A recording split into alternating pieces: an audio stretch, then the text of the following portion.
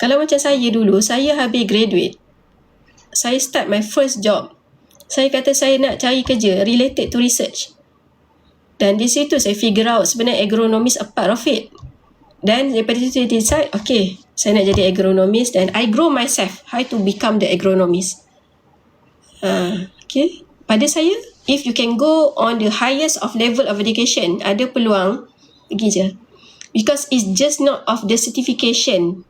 Right, people, bila you go through the process, people tak payahlah belajar tinggi-tinggi, you will meet this kind of people. People akan cakap, alah, you tak payah belajar tinggi-tinggi pun, you akan macam, alah, ada ni pun tak tahu, you akan melalui that process, trust me. Tapi kena firm, you know well you macam mana dan you nak jadi apa. Alright, sebab at the end of the day, and on this kita punya life ni, kita akan seorang, betul tak? Tak ada kan ada siapa yang macam, awak sendiri yang akan decide your punya direction of your life. Right? Sebab tu saya macam ni, sebab saya I'm very firm. Okay, lagi soalan? Selepas kita tabur dolomite, zeolat dan las masuk organik, adakah lebih optimum? Okay, CAP96. Okay, sekejap. Salam doktor, zeolat boleh function as bacteria host ke? Bacteria host. Okay, untuk siapa ni? Haris. Cik Haris, boleh saya tahu kenapa you triggered untuk tanya macam ni?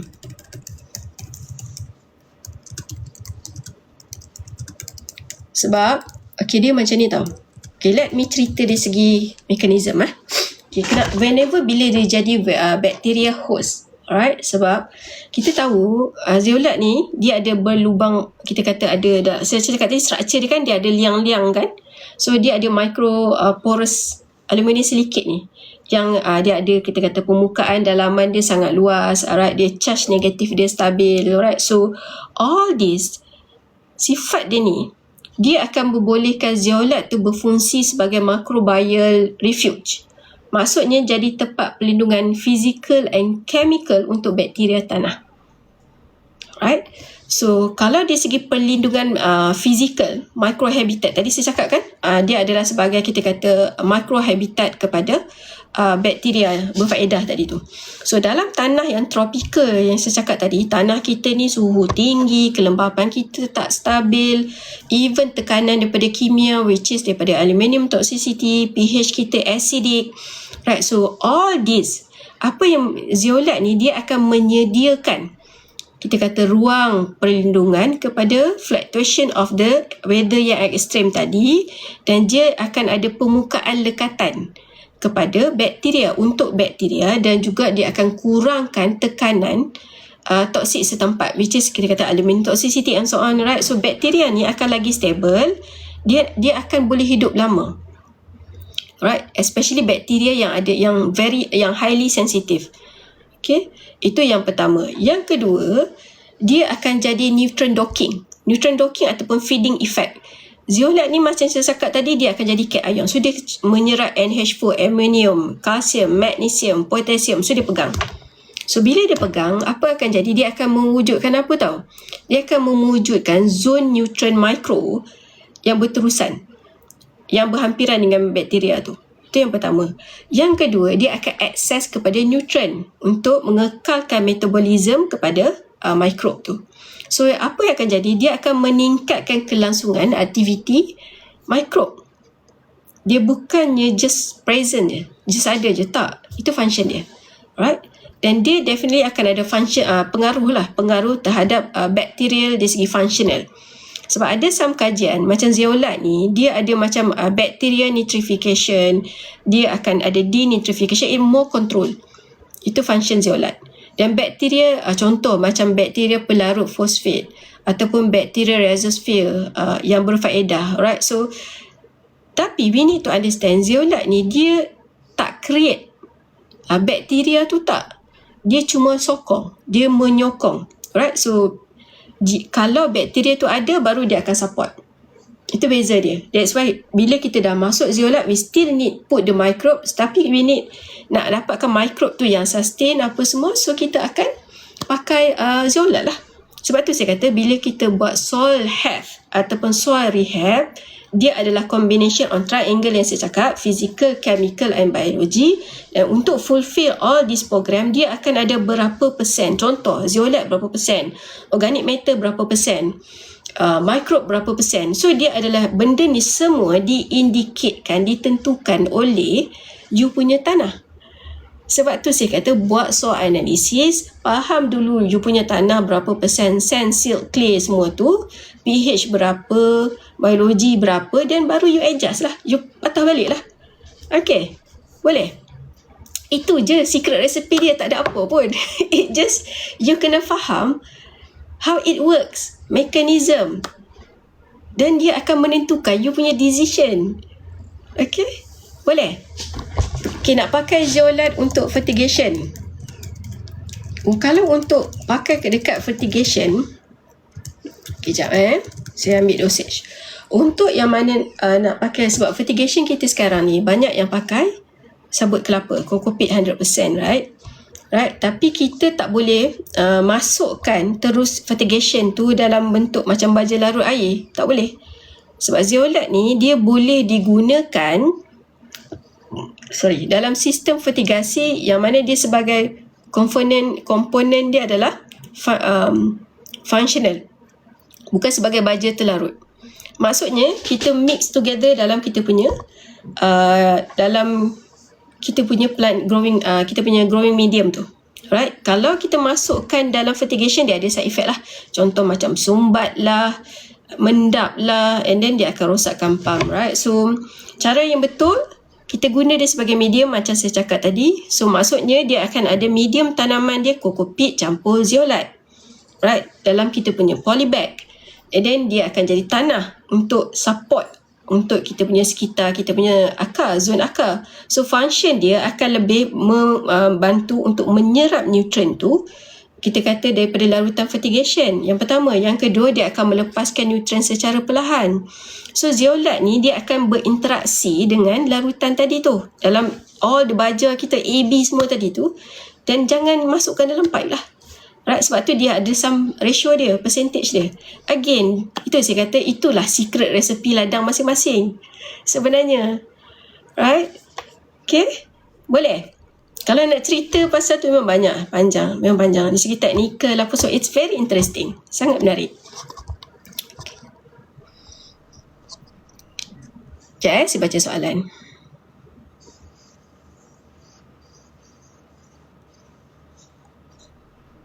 Zeolite function pegang nutrien, bantu isi tanah. Ya, betul Cik Api 96. Thank you ya, terima kasih.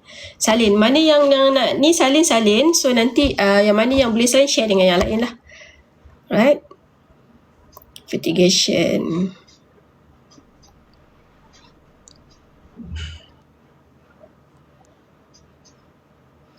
Tanah saya banyak nanai. Okey, macam mana nak buat tanah? Tanah menggunakan bahan kimia.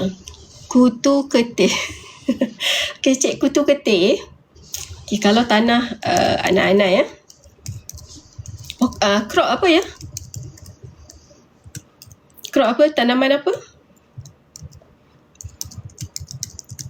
Ada masih ada lagi tak dekat sini? Jambu batu. Ya. Okey. Okey, untuk anak-anak okey, macam ni. Kenapa anak-anak ni at the first place, kenapa dia muncul? Sebab dia bagi kita indikator. Alright, macam mana saya kata indikator? Dia akan bagi kita bacaan tanah. Bacaan yang okey, sebenarnya tanah awak macam ni, cik apa nama tadi. Alright. So anak-anak ni bila dia banyak dia muncul kat tanah, satu, dia bagi indikator apa tahu? Tanah kita ni sebenarnya dah makin kurang bahan organik stabil. Itu yang pertama. Yang kedua, struktur tanah kita rosak ataupun kita kata tanah kita terlalu kering. Check balik ya, tanah tu ada tak irrigation system and so on. Yang pertama, especially untuk jambu, check balik. Sebab jambu dia kena ada air. Alright. Yang kedua. Yang ketiga, mikrob kita rendah, aktiviti mikrob rendah. Dan yang keempat, ekosistem kat dalam tanah tu tak stabil. Okay, so dalam sistem semula jadi, natural ecosystem, anak-anak ni kita panggil decomposer. Bukan composer lagu tu ya. Decomposer tu maksudnya dia akan uraikan mana-mana bahan-bahan yang kita kata contoh macam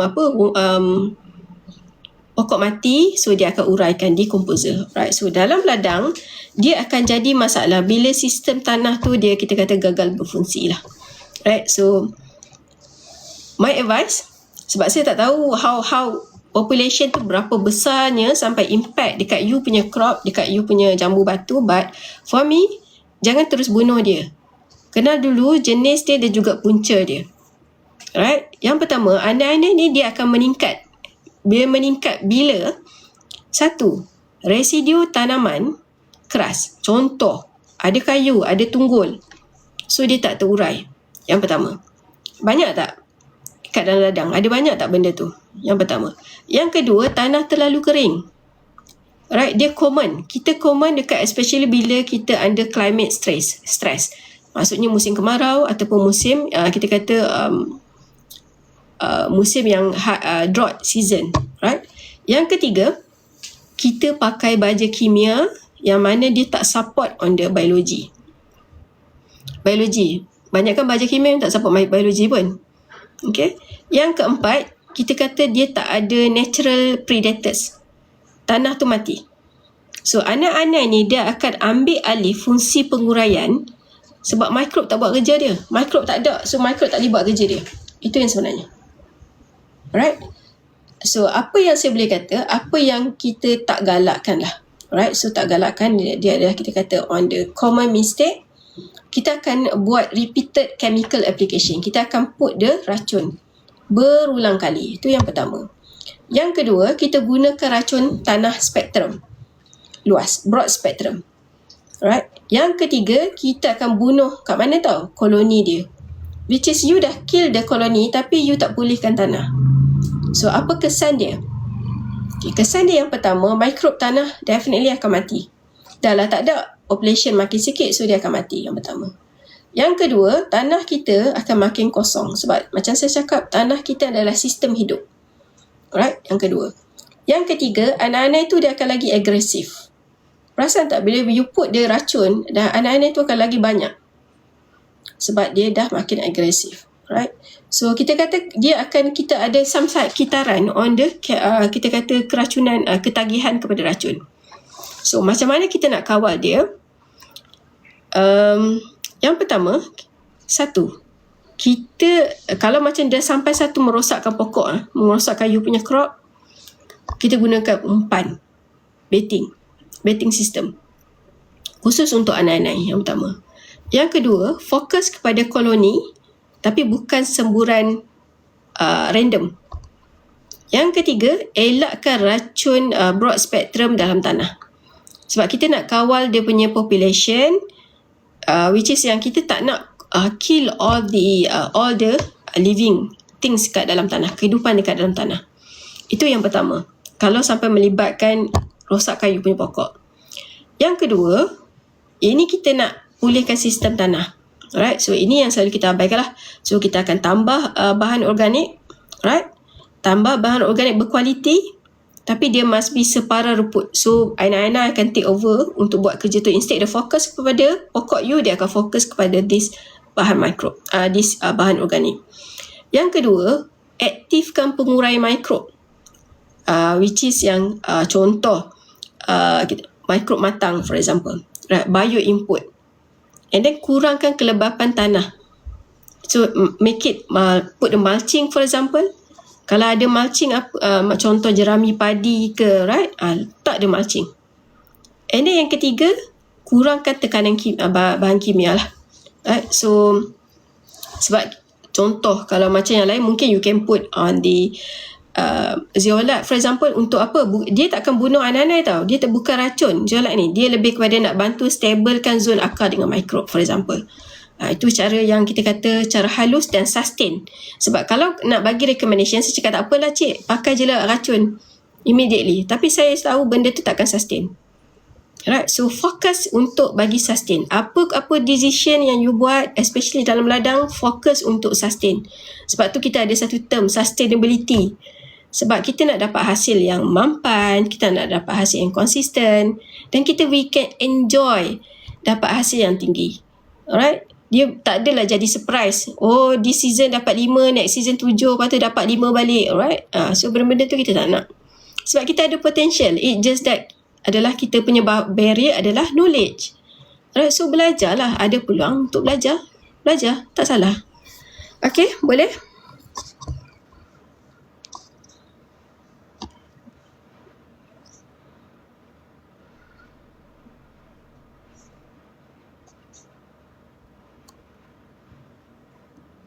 Kejap ya, saya baca soalan.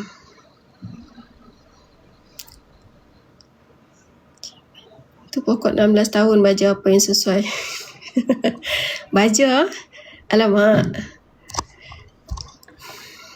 Anak-anak tabur garam kasar jangan. Jangan tabur kasar garam. Garam tu dia ada sodium, So nanti akan ada cerita lain.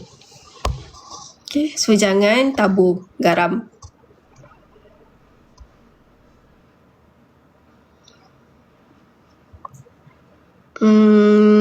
Banjirkan kebun dengan naikkan air supaya anak itu mati di tanah gambut. Saya tak tahu objektif kenapa, tapi saya rasa yes, water table is one of the untuk tanah gambut, right? But if you are talking about controlling water table, yes, ikan boleh. Tapi kalau nak naik, you nak banjir for all the crops, I'm not recommend lah. Okay. Racun serap boleh bunuh mikrob. Boleh bunuh mikrob ya.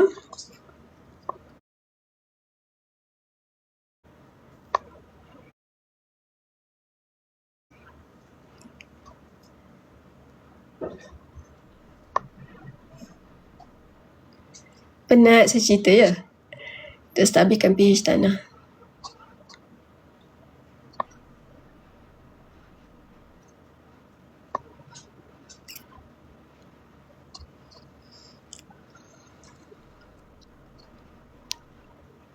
Okay. Alright, Ajinomoto tu untuk neutron berkesan tak? Alamak, Ajinomoto ni, okay, jap. Saya cerita, Ajinomoto ni, kenapa ada some people kata dia, macam sukses lah kan, letak kat dalam pokok. Dia terus kira macam,